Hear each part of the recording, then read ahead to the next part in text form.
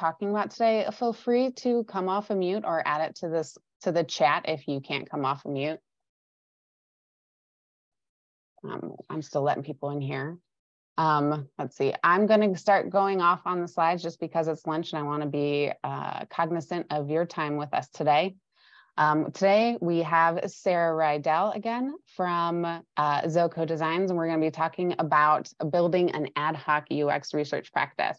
So this is for those people who are entrepreneurs, one-person shows running the whole deal, or if you don't have a UX practice, but you know you need a little bit more research to move forward, and you want to go through with data. We'll hopefully give you some tips, some tricks, some knowledge to help you go through that. So today's agenda, I'll do my spiel here in the beginning. It should only take a couple minutes. We'll go into content here. Me and Sara have some questions we've worked on, we're going to answer, and then we'll open it up for Q&As. But again, if you have questions on what we're talking about, feel free to come off mute or add it to the Slack and we'll address, or not Slack, we're not in Slack, the chat. This is what happens when you're in Slack all the time. And we'll address that as we see it. For those of you who do not know about Together Digital, we are a women's networking group for women specifically in the digital and tech space. We have an online community. We offer local events, depending on if there's a chapter. We also have national virtual events on a regular basis. And then we have mentorship programs, peer circle groups, for like peer circle coaching, that sort of thing. If you're interested in joining today, you can use this code to get $90 off an annual membership. We also have a student membership going on right now. So if you're a student, no matter what age you are, even if you're doing like LinkedIn learning and you're just trying to pivot your career into something in digital, you can apply for this student membership. It'll be $150. You just have to show us that you're actually taking classes. So that's part of the member news there down at the bottom. Peer circles is something that we do regularly. It is crowdsourcing from your peers solutions to the problems that you have in your career and personal life. We actually just closed those for those of us who are joining, who are members and applied. You should be getting a placement here shortly, before the end of the month. If you missed this round, you can apply again on the 15th to be placed in a peer circle.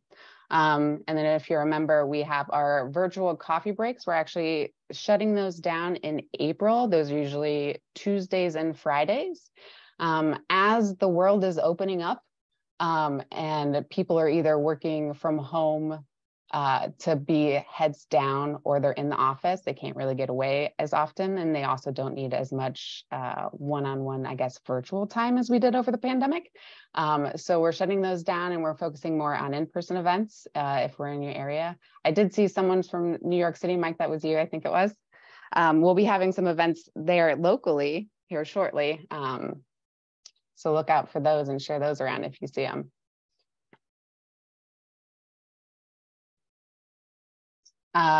If you're local to Columbus, we do have a co-working every last Friday of the month at 7th Sun Brewing with the Work From Here folks.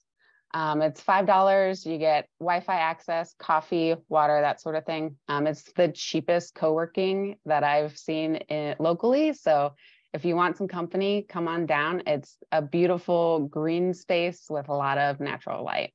So that's next Friday. And then in April, we're actually going to do a members plus one event where we're going to check out the Amazon Style Store here at Easton, and then go grab drinks and some food afterwards to kind of dish about that connected experience. If you guys have never heard about Amazon Style, you can essentially go in, they don't have all of the sizes and all of the things like right there. You scan a QR code for the style that you like, reserve a fitting room, and they populate what you've scanned and the styles that you like in your fitting room, try it on, and you can purchase it like right there in the fitting room.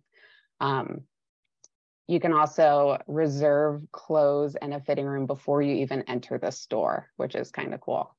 And then we also have a national event. We're going to do a road show going to Indianapolis, Columbus, Cincinnati, Cleveland, and Pittsburgh throughout the week of May 15th to the 19th. You can scan this QR code if you're not on your phone, and it'll take you to our chapter page, or you can click the links that I just shared here. I want to do a big shout out to ZoCo for letting us borrow Sara for this event today. If you don't know who ZoCo is, you can go ahead, included that link in the chat. They are looking for UX researchers. If this is something that you guys are interested in, just head to their career page on their website and check out what positions they have available. All right, without further ado, Sara, it's you and me time. You ready for this? I'm so ready. Thanks for having me. All right, I'm going to stop sharing my screen and let me rearrange here so I don't have a bunch of things going on. I'm going to spotlight me. I'm going to spotlight Sara. There we are. All right, so today we are talking about UX research and building kind of what a research practice might look like. So I am going to cue it up. I did a little research on UX and UX as a profession. So while the term user experience was coined by Don Norman in 1993 during his time in Apple, and that was like the whole experience. So these big personal computer boxes, trying to fit it in the back of your car, like that whole experience from purchase to setting it up to interacting with the device was what he meant when he said user experience. We've changed that a little bit more to only focus on digital, which I think is wrong. And I think ZoCo kind of also finds that like it's not just digital, it's the whole thing.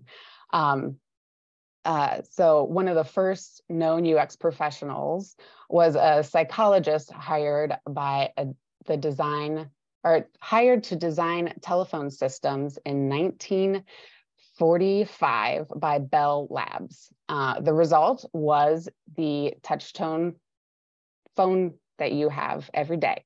That I want to say it's a QWERTY board, but that's not a QWERTY board. But the keypad, the 1, 2, 3, 4, 5, 6, that is what he designed. So that touch-tone pad is a product of the psychologist John Carlin and his UX team at Bell Labs.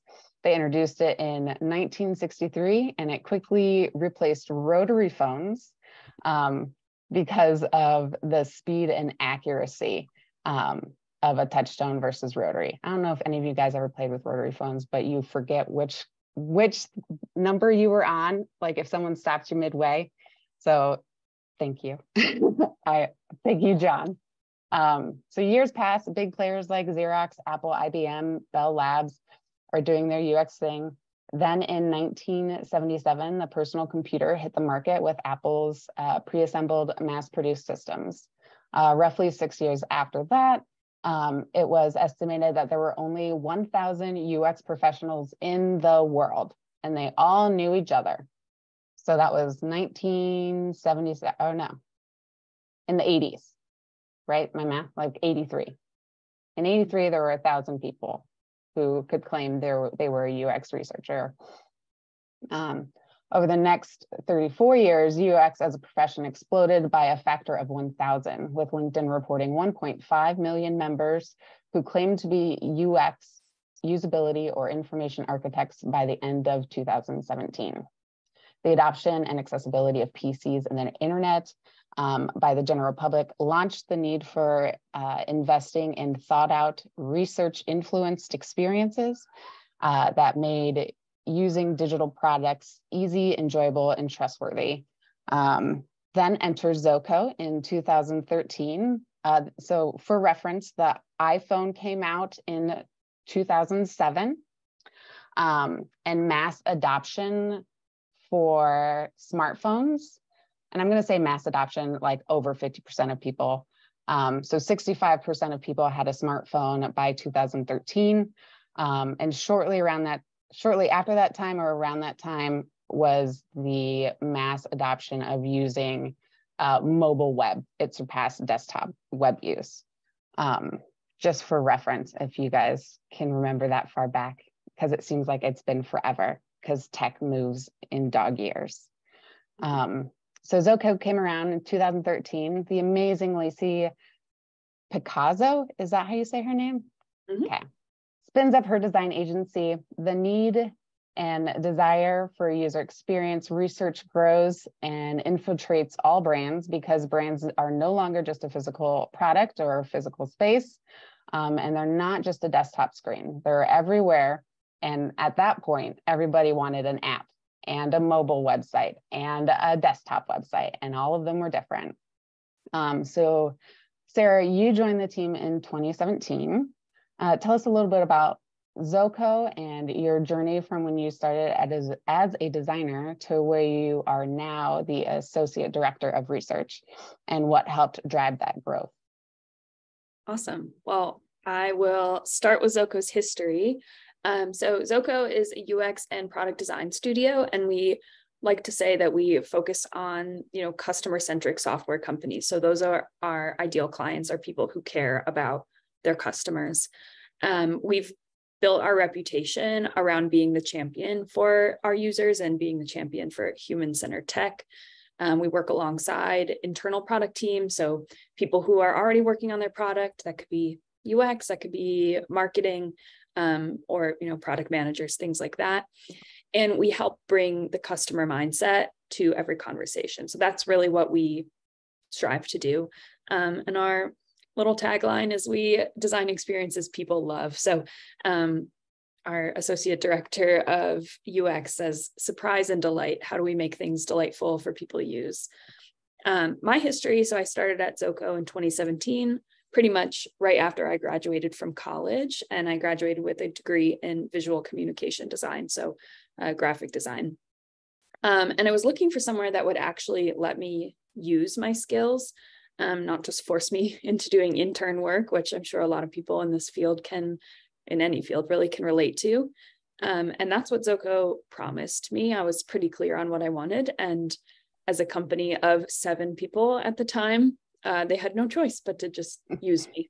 And not in a bad way. Use my skills is what I mean. I've always loved working for smaller teams, because you do actually get to utilize your skills and even flex some in places that you weren't hired for, which I'm sure kind of led to where you are now. Exactly. So yeah, because the team was so small, like I had no choice, but I was doing real project work. I was presenting to clients and using skills I did have. But then there were also times where I didn't have the skills and we had to, I don't know, I was on the project anyways, had to figure it out, had to Google it, had to ask people.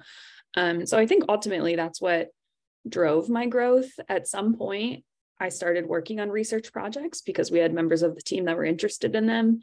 And I think ultimately that's what grew my love for research. We needed everybody to step up, and I ended up on those projects. And so here I am. Perfect.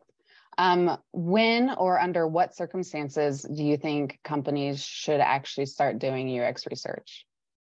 Yeah, so this is kind of a multifaceted question. So I think I'm a bit biased and think like it's always interesting to do research.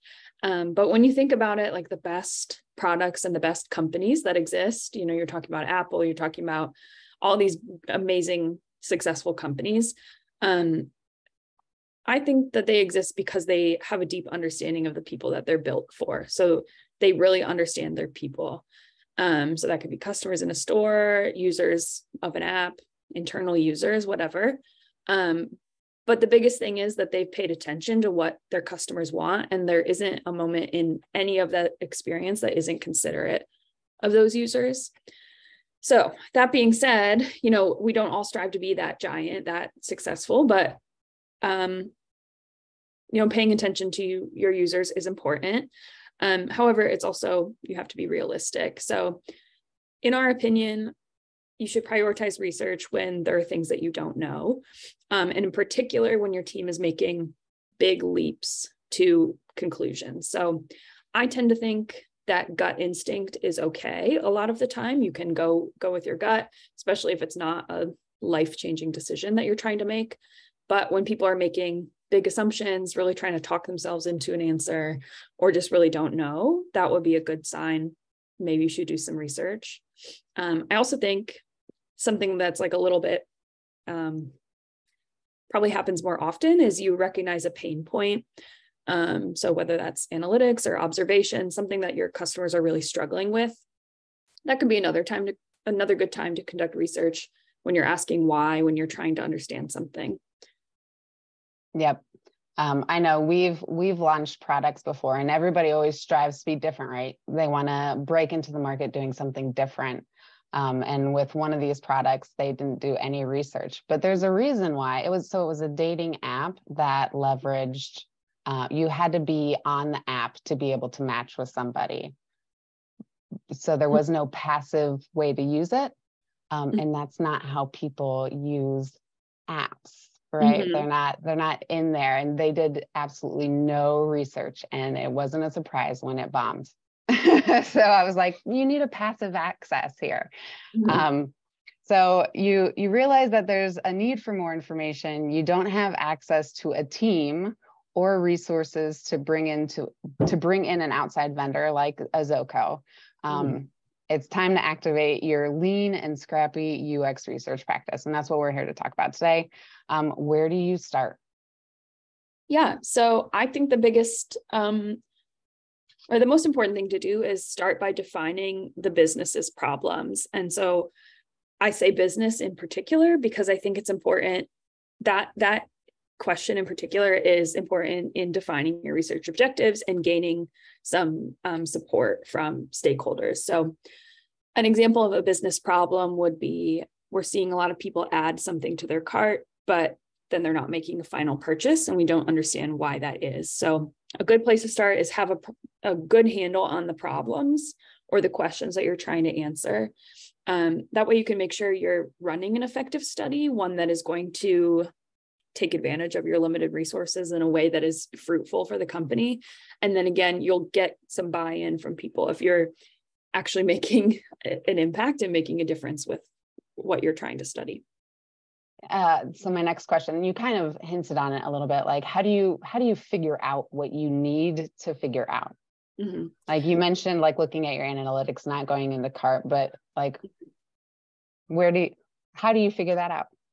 Sure. So what you need to learn could be very obvious to your team or to your stakeholders, but sometimes it's not. Sometimes it's kind of vague, or there's a lot of things that you want to understand. So we always recommend a discovery process. Ours is very rigorous. It's typically like 6 weeks long, where we're meeting with all sorts of people and conducting all sorts of workshops. Yours certainly doesn't not need to be that long, but it should be pretty comprehensive. So you should be looking to understand, the customer, the industry, the company, the internal practices, really taking kind of a holistic view of the whole landscape so that you can understand, okay, what is there here? Where are we making leaps? Where are the knowledge gaps? And that can only happen if you have a good understanding of the context.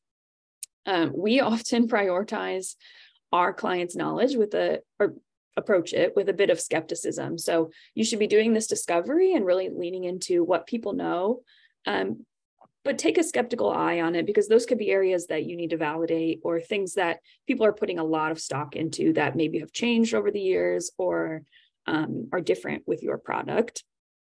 And then from there, it's really about prioritizing what you've uncovered in that discovery. So, what are the biggest pain points? What can I make a decision on later? And what's going to make the biggest difference? So like for an internal team, they might know some of this stuff already, because I would hope as an internal team, they would know the brand, they would know the product, they would know the teams, but maybe the teams aren't talking to each other as well as they should be. So finding where, again, that knowledge gap is, and making sure things align properly. And we often conduct like a cross-functional workshop. Most of our workshops are, cross-function, because for that exact reason, maybe someone in marketing thinks something is happening that's different than what operations is thinking.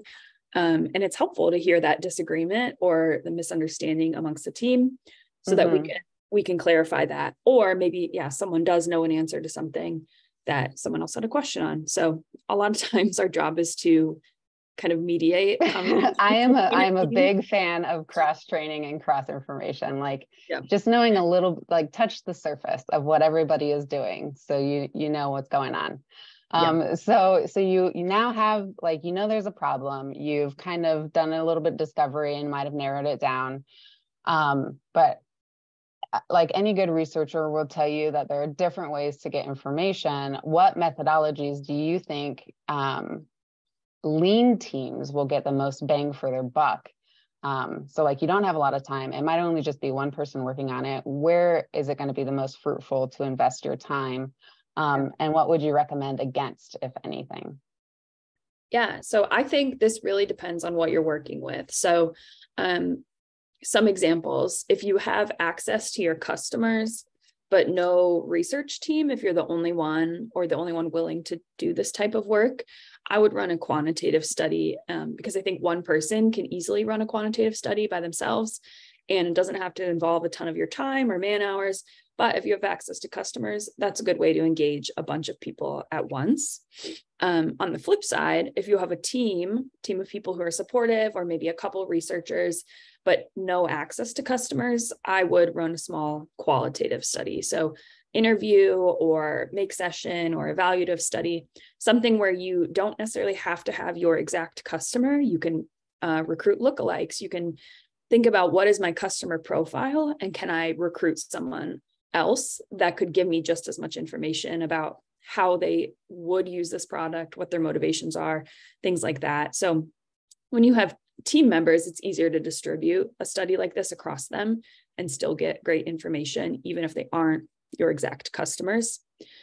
But if you don't have access to either of those things, which I feel like maybe a lean team or a starting research practice might not have, I think it's really important to figure out how you can leverage your internal processes. So for example, like, can you talk to customer success managers? Can you talk to the sales team, executive team members who have experience pitching clients, whatever it is, or sit in on their calls or get access to their recordings or their notes? Like, you have to figure out a way to generate your own data. And you can do that through what other teams are already doing. Now, it'll be important to gain some like stakeholder buy-in for that, of course. But, if you're having trouble like getting access to customers and having the time to conduct research or having enough team members to do it, what can you leverage internally that you're, already doing? The important thing to keep in mind is that this is a creative approach to research. So it's not going to be incredibly rigorous academic research. But that's not what we're going for. Like, UX research, I think, is inherently a little more scrappy, a little more creative. You're taking even if you can get like 3 people. So let's say it's just an interaction, like you had mentioned, like they're putting stuff in a cart and then they're just not checking out.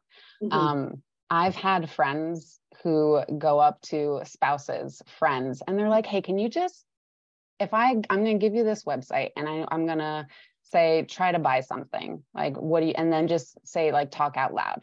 Like, I love me some user testing. If you're able to have that access and have the resources to do like a quick study through something like user testing, but you can go out and you can ask your friends who kind of align with the users, the end users you're looking for. And get some pretty good feedback. Like, if 4 out of 5 of them are saying the same thing, right? Right. Yeah. Especially if your customer base is consumers, it doesn't really ultimately, in my opinion, matter who you're talking to. Now, if you have a very like specified audience, we're working with people who are statisticians right now, and that's a very specific audience, not very specific. Yeah. So you have to weigh that. And of course, it's not going to be perfect, but I think the purpose when you're a lean team is to generate data, is to find things that you can use to make decisions. And so ultimately being creative and figuring out, can I interview some people who are tangential to this industry or some friends that I know that are here, to just ultimately, help you make decisions and generate some more content.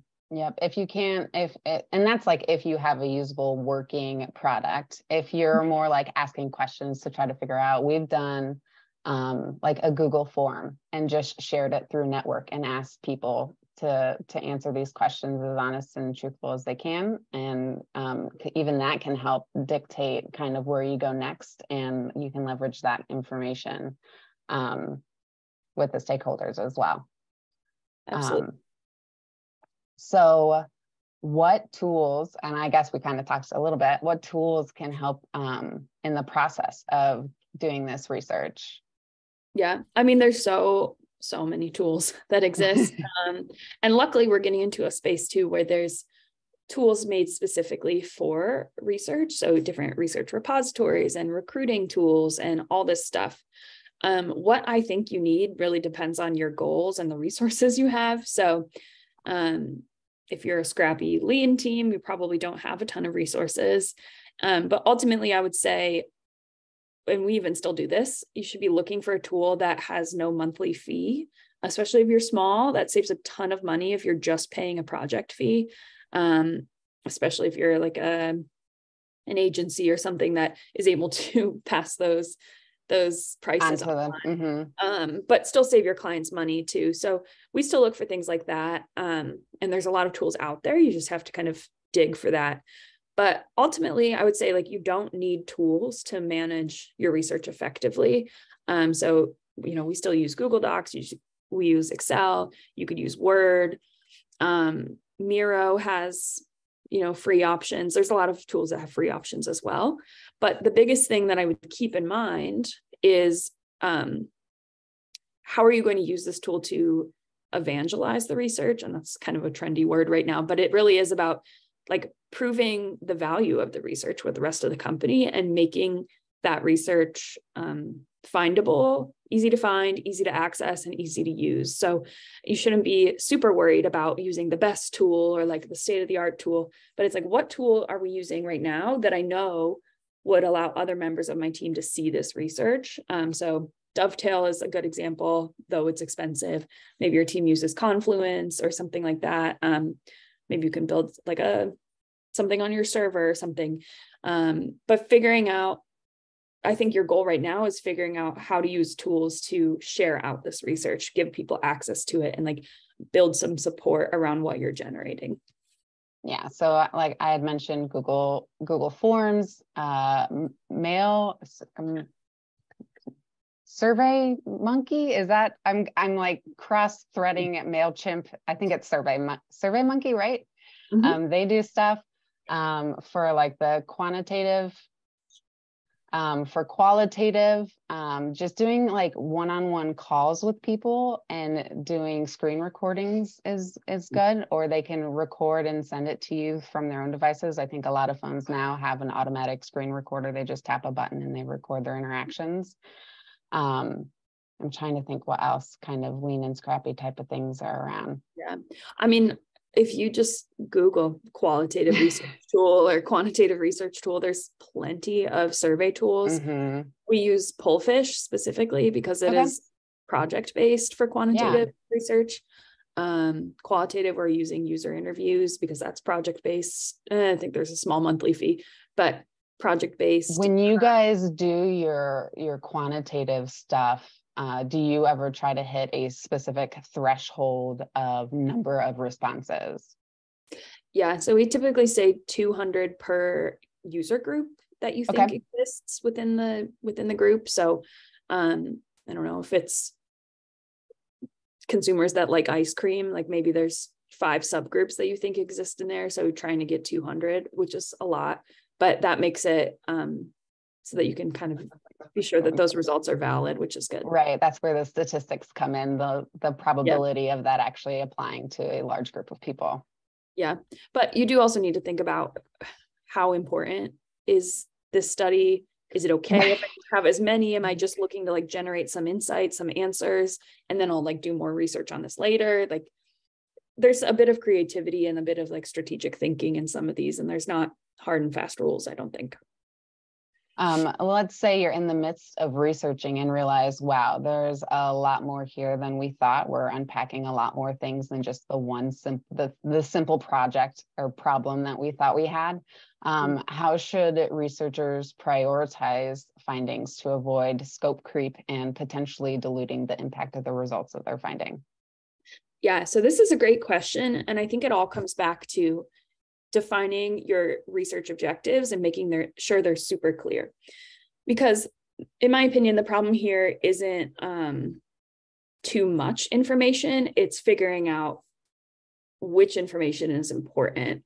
So when we talk about defining research objectives, they should be people focused. So trying to understand your customer as a person, not how your customer feels about your product, because they have a life and they have bigger motivations than just using your tool or your app or your website. They should address a knowledge gap. So again, what we're talking about, helping you understand something you didn't know, and then are they necessary to kind of making progress? So can you make a decision from them? So as long as you're defining your research objectives pretty narrowly, understanding what you need, then the kind of wealth of information is not a problem. Especially when you're under-resourced. I think it's important that you're using that time with customers. So if you have an hour interview scheduled, you should use the full hour. Just try and generate as much information as possible, and then worry about, what do I do with this later? Now, if you get to a distillation analysis and you have a ton of information and you're like, what do I do with this? What's important? What's not? What I like to do is take those research objectives and off the top of my head, answer them. So if an objective is understand what pain points they have in the shopping experience or something, off the top of my head, what do I remember from my interviews, from distillation analysis that can answer that? If you do that for each of your objectives, I think that shows you what is important from this study. Did I answer the objectives? Hopefully, yes. And what information do I feel like is important from those to share? So that is what I would do if I have like so much information that's overwhelming, is kind of take a step back and just from my researcher brain, answer the questions. And then another thing to remember is you don't have to use all of that information right now. So again, prioritizing what you need to for your research objectives, but then stowing away any of those other insights. You can share them later, create different types of content, use them to pad another research report that you created. But wealth of information is definitely not the problem. It's really figuring out how to prioritize it. And that should always be based on the objectives. And Ash, going back a little bit to the last question we had, Ash asks, are you buying responses typically? Yeah, so for qualitative interviews, we are always paying our participants. There is also typically a recruitment cost. So I suppose that would be, yes, we are buying our responses because they're being recruited for us. And then we're also incentivizing their time. So if they spend, I think it's, if you're a professional, if you're talking about your job in an interview, you should be paying someone $100 an hour. If they're a consumer, it's $60 an hour, kind of like $1 a minute almost. For survey responses, it depends on where you go through, but that is kind of like a bundled cost typically. So the company is paying the survey respondent. You kind of also are, but the cost per incentive is usually pretty low on those sites, like less than $5. So they are getting incentivized in some way, but you're not directly paying them. Now, some places, like we use a company called OpenQ to help us find professionals in really small fields. Mm-hmm. Yeah, really niche fields. And so they pay a lot for survey responses because you're getting someone's very valuable professional opinion on something. But yes, we are always paying for and incentivizing time, which we think is important. That makes it hard. Right. Well, for like the lean, yes, those people who might not have a budget to pay respondents, or like we've done stuff where it's like, hey, I just want to get everybody's thoughts on this thing. We're going to just come into this room and I'll bring donuts and coffee like for your time. Or I've heard of people doing like enter this or answer these questions and enter to win a raffle, like prize or something like that. And that way there's that little bit of incentive there, even though you're not forking out $60 to $100 a response kind of thing. Right. Yeah. And that's definitely something that we've had the opportunity to do as we get bigger. And I think it should always be the goal, is to be able to incentivize people for their time, because that's especially in, so you're not always interviewing someone that has a really high paying job and it's fine to give you an hour of their time. Sometimes you're interviewing someone who, is making ends meet, and this would be a good opportunity for them to make money, so they don't just have an hour to give you. So it's always important to keep that as like the long-term goal, is that I can give someone money for their time. But I think as long as you're thinking about what is an incentive here, is it, a raffle? In a professional setting, maybe it's, I can send them this industry report when we're done creating it. Giving some sort of incentive, I think, is important. Sometimes even like a credit or a thank you or something like that in the report also goes a nice way of saying, like, thanks for your participation in this, depending on what your end result the thing is that you're getting in the end. Let's see. So so let's say we've defined the problem, we have our objectives, we do the research. Now that we have the results and we have a few recommendations based on those findings, now we got to get people to buy in to make sure that we can implement it. Whether it's the client or other teams, how should the findings be presented to encourage understanding and impact? Yeah, so I have a lot of opinions on this. This is, I think, the hardest thing to shift in your brain a lot of times. And I think it's harder for people who come from an academic research background. But the point of research in this context, typically, is not to prove that you did the research, but it is to kind of share what you learned and why it's important to your stakeholders. So that is the biggest thing I've seen is, oh, like, look, here's my methodology, here's all my participants, here's all of my graphs for every single thing I did. And by the end, you're like, well, who cares? Like, what does this mean? Yeah. And so the purpose isn't, to impress people with, look, I did the research. It's to show them, tell them a story about, what did I learn? Why does this matter? And what kind of decisions can we make from this? And really connecting your stakeholders to the insights, to the people that you talk to. So people like get nervous. They're like, well, why did I do all this research? You can still include statistics. You can still include quotes. You should always include all of that stuff. But really what you're trying to do is connect what you learned and why it matters, so that people can make a decision. And you can always prove your findings later on. If people ask questions, you can say, oh, this was my methodology. You should probably know that by heart at that point. You've spent so much time with it. Or this is why I think that this is valid. But really, you should be kind of making those connections from, okay, what did someone say? What did I see? And then it's your job as the researcher to make that leap to why it matters, and then explain that in a way that the stakeholder understands and relates to. And that's really how you make impactful research. We always say, what is the so what of this information? And you can do that on a slide by slide or page by page basis in your report. If someone at the end of your presentation is like, well, what do I do with this? Or why does this matter? That's kind of a failure, right? Like, that's your job as the researchers. Yeah, you should always include some kind of recommendations. These are my recommendations. This is the problem. This is what I think will solve them. And then this is why. And this is why is the research, but you need to make sure you like close the loop. Yes. And honestly, I even think sometimes we don't need to include so much of this is what I learned. Right. Because depending on the client, you have to really think this through. But as someone in a top executive may only care about, what do you want me to do? So how do I prioritize the what? Still have the backup information, but I don't need to spend all this time walking that person through what I learned if all they really care about is the output of it. So keeping that in mind as well is like, what is the biggest impact here? Some people may care more about different pieces of it, and you can always toggle that on and off, knowing and not having to prove that you did the research, because you did it. You don't have to, overly explain that or share that with someone that's not actually what they care about. Mm-hmm.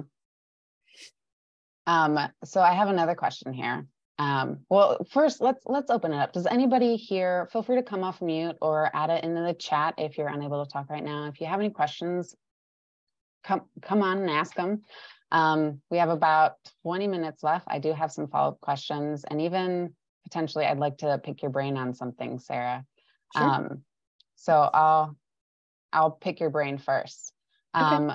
Let's say you can't necessarily do one-on-one research. Where do you go for potentially research that already exists and you just need like that gut check verification? Because everybody's doing research all the time, and there's some great already put together packets for you. You just need to know where to look. Where do you go for those? Yeah, I'm so glad you made that point, because that's something I think people forget, is that secondary research is completely fine to use as long as you feel it's a validated and trusted source. So we've started to use Google Scholar. You just Google Scholar, and it comes up and you can type in your topic. It works exactly like a Google search. And then you can see there's some stuff that's hidden behind a paywall, but a lot of it's free PDFs of articles. I've even gone so far as to Google like the client name that I'm working on to see if anyone else has done studies on them compared to other people in their industry. So that's really helpful. And I always say, so if it's something that is super broad, for example, we've been talking about shopping. So if it's what pain points do people have while shopping, that's not something you need to research, because some people have done that over and over again. So can you use secondary resources to learn that, so that you don't have to use what you're talking about, one-on-one interviews for that topic? So Google Scholar is good.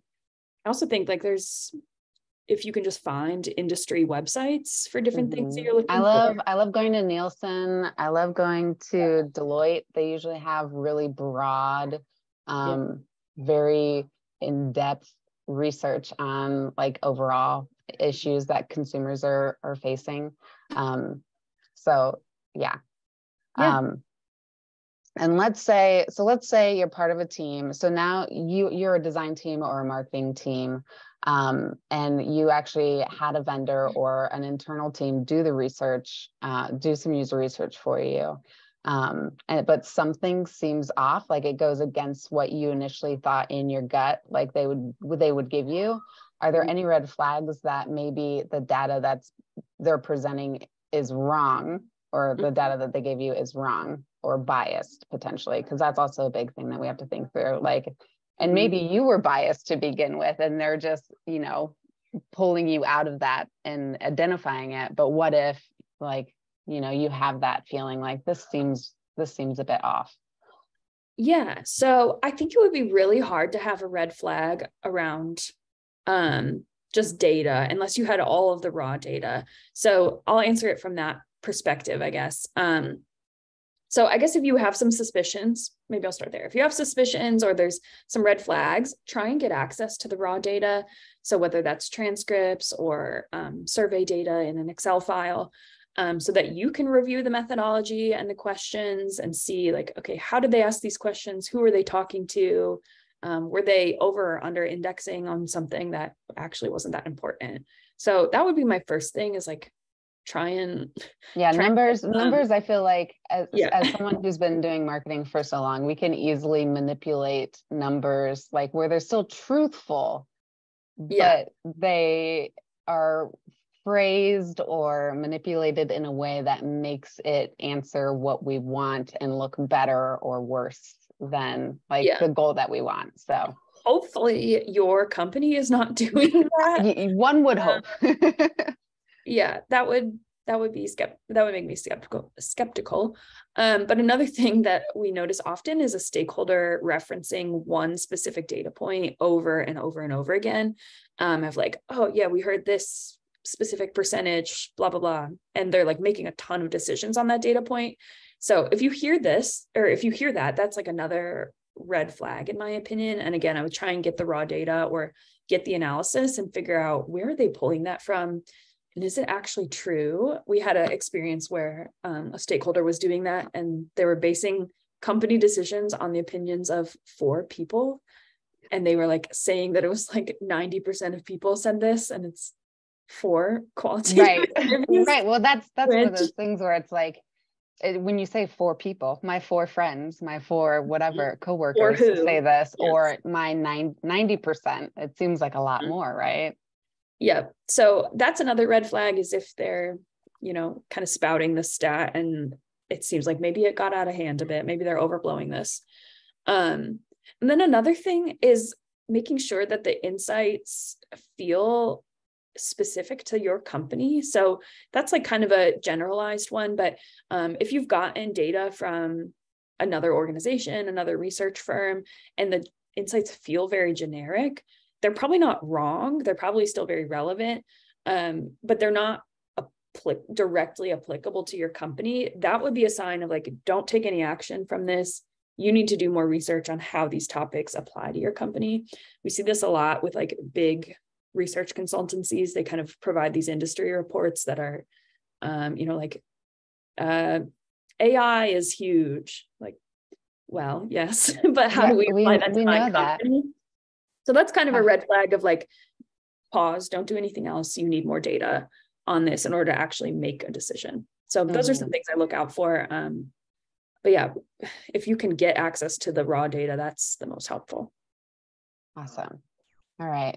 Does anybody else have any questions? If not, we might just say enjoy an extra 10 minutes to your day. Sarah, thank you so much for getting on the call with us today. Shane, did you have a question? I saw you come off of mute. Yeah, I don't know. This is one that always floats in the back of my head. You know, there's the idea of like, you know, how many people do you talk to or how many people do you test with?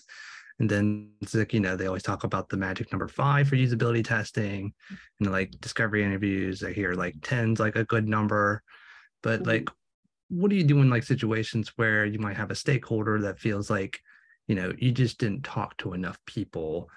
I know you can use like confidence intervals and kind of like, you know, some kind of metrics to be like, yeah, we can be confident that if we talk to more people, we would probably get the same answers and patterns from that data.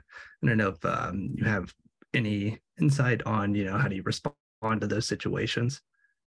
Yeah, so that's something we definitely face a lot. And I think as researchers, you want to just say, just trust me. Like I heard the same exact thing from 8 out of 10 people. It's real. But something we've done to mitigate that is to do a validation survey after. So we'll use our qualitative study to generate these things that we want to then validate. So for example, if we're looking for pain points, we'll generate a bunch in qualitative, really like blow out that topic area, and then validate it through, you know, some survey responses at scale so that they can see, yeah, we know that this is true at scale, and here are some other things we discovered.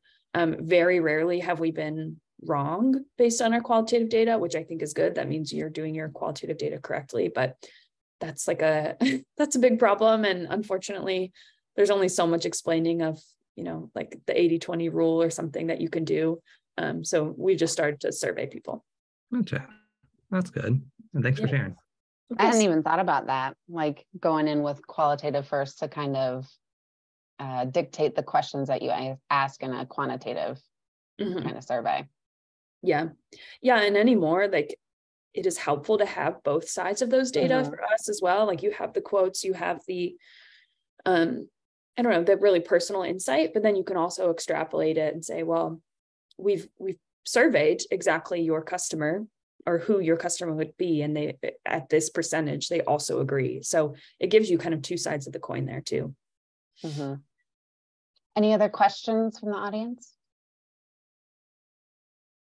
All right, well, with that, thank you everyone for joining Together Digital and Sarah and ZoCo. Oh, we got Ty. No, I'm just saying thank you, Sarah. That was awesome. Appreciated it. Thanks, Ty. I know Ty. Wonderful. I'm so glad you were able to join us today. If you're local to Columbus, I hope we see you out at an in-person event here soon. ZoCo also has events all the time. They've been doing stuff with women in product, which is also great to see everybody. And we hope we see you around, guys. Thanks so much, Sarah. Thank you so much. Thanks for everyone for coming. Bye. Bye, everyone.